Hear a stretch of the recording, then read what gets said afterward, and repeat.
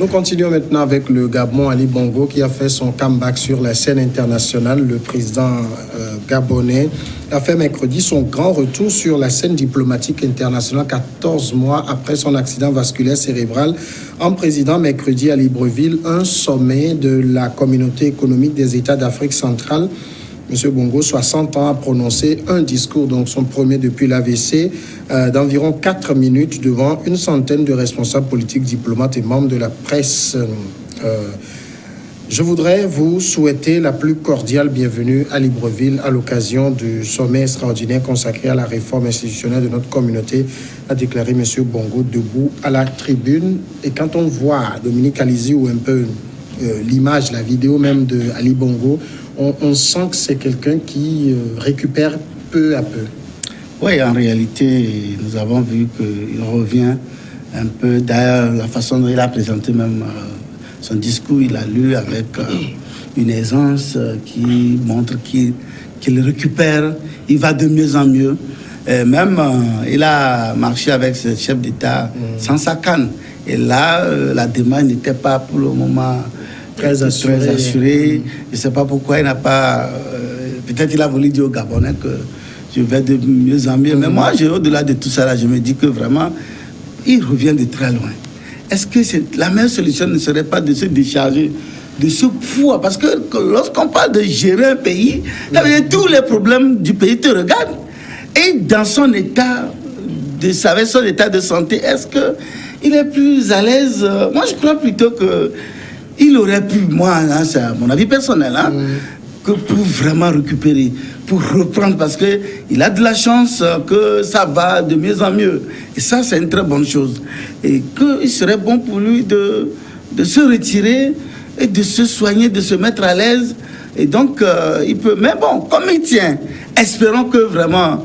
qu'il puisse tenir et puisse aller encore plus loin. Et parce que là, c'est vrai, ça va de mieux en mieux. Ça, c'est réel, ce n'est pas factice, c'est réel, c'est visible, mais c'est que, parce que l'AVC, c'est ça, quand tu ne prends pas de temps, et s'il y a trop de problèmes qui surviennent, bah, si c'est toi qui dois faire, si c'est toi qui... Parfois, si tu ne sais pas faire, tu peux encore chuter rapidement. Et là, ça peut lui être fatal. Et bon, je ne sais pas, peut-être qu'il se dit qu'il est capable, qu'il a les capacités, il a les aptitudes. Et bon, donc que Dieu l'accompagne dans sa mission. En tout cas, moi je peux dire. En tout cas, Adam, ce sommet de la CEAC est pari réussi pour lui, on doit dire. Oui, vous savez, même avant ce trésor d'Ali Bongo, avant même que cette maladie ne l'atteigne, je crois que Ali Bongo, il était à l'avant-garde de réformer carrément ceci à cela.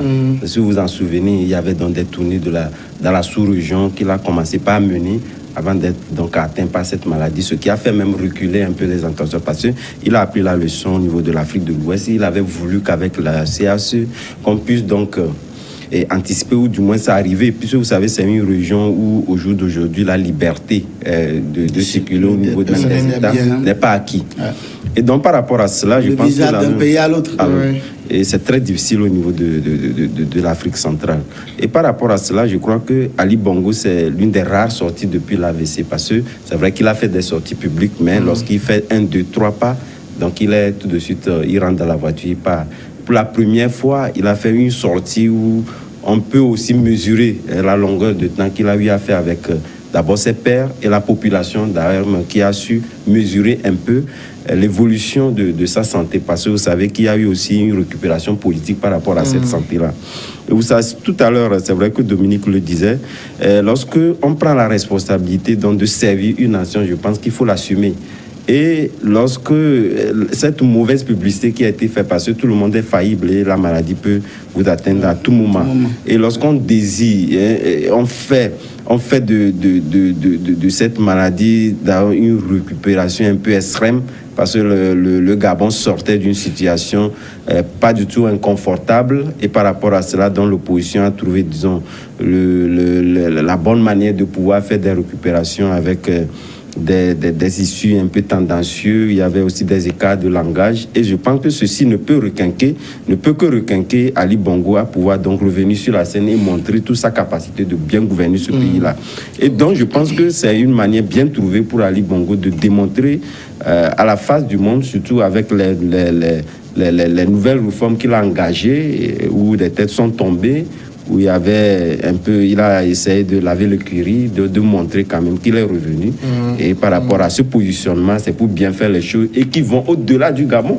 Donc la CAC doit être récupérée par Ali Bongo et donc impulser un peu cette dynamique-là qu'il a commencé au niveau du Gabon, au niveau de la CAC, donc pour dire que voilà, les choses, c'est vrai les rumeurs qui courent sur ma santé, je suis revenu en force et par rapport à cela, il faut une nouvelle gouvernance. Alors, de toute façon, le Gabon assure la présidence tournante de la CEAC depuis 2015. Moi, je ne sais pas comment ça marche chez eux, mais dans la CEDEAO, c'est chaque année.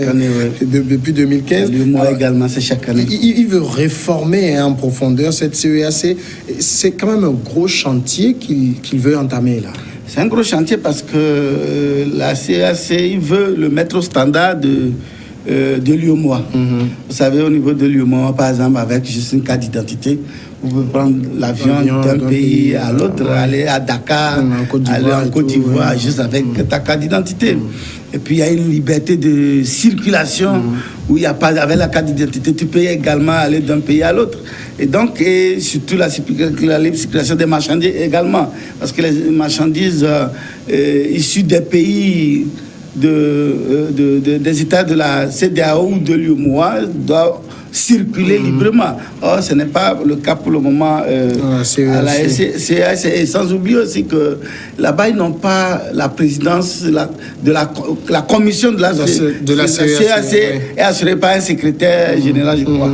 Et comme maintenant, il veut que il veut créer une présidence, une commission présidée par un président et qui gère, qui assume, qui innove, qui fait des propositions au chef de l'État ou au Conseil des ministres pour pouvoir avancer. Et je crois que c'est une très bonne initiative parce que l'Afrique est malade de certaines mesures que j'appelle des mesures de con. Qu'on soit des pays voisins, je ne peux pas quitter mon pays pour aller dans l'autre pays. Et il faut un visa. Mais c'est vraiment extraordinaire. Et parfois, moi, je vous dis que moi, je suis allé à Libreville et j'ai vu comment les gens sont parfois malmenés à cause de cette affaire de visa. Tu vas te demander si c'est l'Africain va en Afrique, ça. Alors, qu'est-ce qu'on a à accuser les Européens? C'est ça, en fait, que nous devons permettre cette fluidité de circulation des personnes et des biens et ça peut vraiment propulser le développement du continent. Mais si on doit chaque pays se recouvrir sur lui, rien ne doit. C'est-à-dire qu'il faut des mesures vraiment impopulaires. Par exemple, l'UEMOA, entre-temps, était sur le point de mettre en place le visa touristique. C'est-à-dire que lorsqu'un touriste prend un visa dans l'un des États membres, il peut circuler dans tous les États, mais entre-temps, c'était bloqué. Et ça aussi, il faut vraiment arriver à le faire. Parce qu'aujourd'hui, lorsque vous avez un visa Schengen, vous pouvez circuler dans tous les États Schengen. Mais voilà, c'est un truc plus simple. Et puis, mais bon, certains États disent oui, nous avons beaucoup plus de touristes. Si ces touristes-là allaient prendre le visa à cause de 40 000, je sais pas, les frais consulaires qu'on paie. Donc, d'autres même voyaient ces petits calculs. Mais si on s'en tient à ça, on ne peut pas. Donc, je crois que Ali Bongo veut vraiment mettre leur organisation à. Il veut réformer vraiment l'organisation et permettre vraiment pour que les peuples qui vivent dans les États membres de la CEAC puissent quand même jouir d'une certaine liberté de circulation, de circuler, de vente de leurs marchandises, de part et d'autre. Alors, on voit sur le plan international, Ali Bongo montre que je suis également revenu. Et vous le rappelez tantôt, sur le plan national également, il a montré maintenant que c'est lui le véritable commandant de bord. Oui, et ça, je pense qu'il le fallait. Il le fallait. Dans la mesure, c'est vrai, comme je le disais, la situation politique du pays avait affecté entre-temps un peu la gouvernance et arrimé à cela sa santé.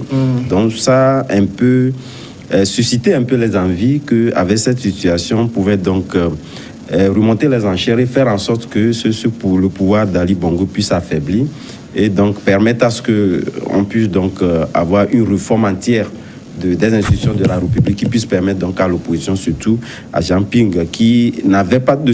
Lorsque vous remarquez un peu les avis lors de cette situation-là, Jean Ping n'était pas donc par devant tout. Il n'avait pas pris des positions assez tranchées. Donc il était dans l'ombre, il tissait les ficelles, mais quand même on savait que c'est toute l'opposition. Mais lorsque vous constatez, c'est après, disons, qu'Ali Bongo ait trouvé peu à peu sa santé, c'est quand même le camp de l'opposition qui s'effrite un peu.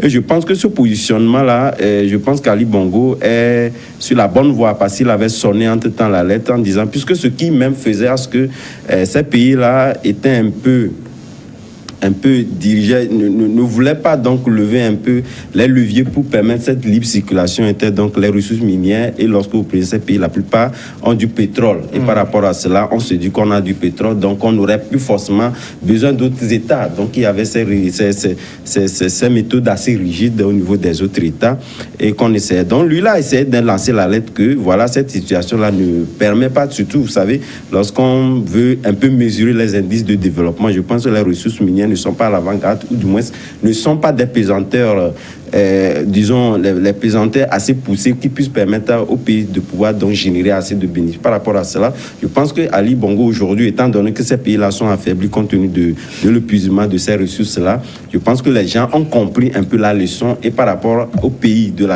la CEAC vont comprendre que directement, c'est vrai qu'on puisse beau avoir des ressources minières, que demain on soit affaibli. Et je pense qu'il est sur une bonne lancée et je crois que les États ou les chefs d'État vont également le croire aujourd'hui parce qu'il avait lancé la lettre et qu'il a commencé par poser les jalons de la CEAC qui portent aujourd'hui fruit. Alors, au plan intérieur, je le rappelais, hein, c'est vrai, on le disait, c'est un président qui prend de l'assurance, mais en même temps, avoir la façon dont il a propulsé son garçon au devant des choses, ça montre que c'est pas quelqu'un qui se projette dans le long terme. Il sait qu'il est fragile et il veut assurer ses arrières. Oui, mais c'est qu'il y a une réalité également, c'est que dans sa situation de maladie, les gens ont voulu profiter. Et les gens ont profité d'ailleurs. Et pour non seulement se remplir abondamment de poches, mais avaient aussi des velléités de prendre le pouvoir, pourquoi pas. Parce que lorsqu'on prend le réseau de Alianga et tous ces hommes qu'il mettait, il plaçait par un directeur de cabinet qui s'est donné une force terrible pour placer ces gens, c'est qu'au finish, les gens ont vu dans ces démarches des velléités de prise de pouvoir. Bon, ça n'engage que ceux qui le disent. Bon, dans la foulée, ils se sont abondamment aussi remplis les poches. Les ressources, le ministre du pétrole, qui est un homme de main de Alianga, et le ministre de bois et de quoi. Vous avez appris en tout temps qu'il y avait une quantité énorme de bois qui s'est évaporé dans la nature. Donc, je crois que là, il a pris le temps pour réorganiser, pour mettre tout le monde au pas, pour dire, après tout, que je suis le chef. J'étais malade, maintenant je suis revenu, je me rappelle qu'il avait fait un discours, il avait dit quelque chose entre-temps, qu'il a pu le temps de comprendre l'homme dans sa nuisance. Et c'est qu'il a vu ce qui s'est passé quand il est arrivé. Même son demi-frère, qui était chargé des renseignements, a été également viré. Même son aide de camp, qui est un Coréen, a été également viré. Donc tout ce beau monde-là, il a essayé de recréer les choses pour se remettre en pole position et relancer le pays. Je me dis que, bon, il a voulu dire à qui veut l'entendre que la récréation est terminée. Il est là et il gère le pouvoir. C'est pourquoi il a mis son jeune garçon à côté qui a un poste qui vraiment n'a pas de limite. Apparemment, le poste de ce jeune garçon-là couvre tout. Il rentre dans toutes les... C'est un président miniature. Qui ne dit pas son nom. Mais si l'enfant peut tenir et aider vraiment son papa convalescent à avancer, pourquoi pas? Moi, je ne trouve pas où se trouve le problème. Au-delà de tout, c'est un Gabonais. Et c'est pas parce qu'il est le fils d'Ali Bongo que lui ne doit rien. Il a été à l'école, il a les aptitudes, il a le niveau. Le problème peut-être avec le Gabon, Ali Bongo lui-même est fils d'Omar Bongo. Maintenant, Nouridine Bongo, fils d'Ali Bongo. Le Gabon n'appartient pas au Bongo. Tu ne vas pas dire quand même que les enfants de Bongo doivent se terrer quelque part? Non, je n'ai pas dit ça. Ah bon, mais comme c'était... On commence par se nommer comme ça et qu'après on sait ce qui va arriver. Non, qu'est-ce qui... C'est ça qui choque les gens. Non, je crois que les gens voient vite derrière cette propulsion des velléités de succéder à son papa, mais je crois que son papa est issu d'un grand parti, et ce parti, si le parti trouve que le jeune garçon est l'homme qu'il faut, tant mieux. Mais s'il voit que non, c'est bon comme ça, bon, il faut que les histoires de Mongo s'arrêtent. Maintenant, il faut avancer pour que le parti... Maintenant, il a parlé de l'opposition qui a voulu sauter sur le carré. Mais je crois que l'opposition a été très prudente, surtout lorsque vous prenez Jean Ping. Jean Ping, au départ, avait parlé de vacances de pouvoir, pour dire qu'il faut, pour lui, il fallait réorganiser les élections pour qu'on puisse trouver, élire un autre président. Il n'est pas allé sur le terrain de, bon, Ali Bongo, il est malade, dégagez-le. Non, il a été un peu plus subtil pour parler de la vacance de pouvoir. Et parce que lui aussi, si demain il devient président, il tombe malade, on va lui dire, mais toi aussi tu es malade, dégage.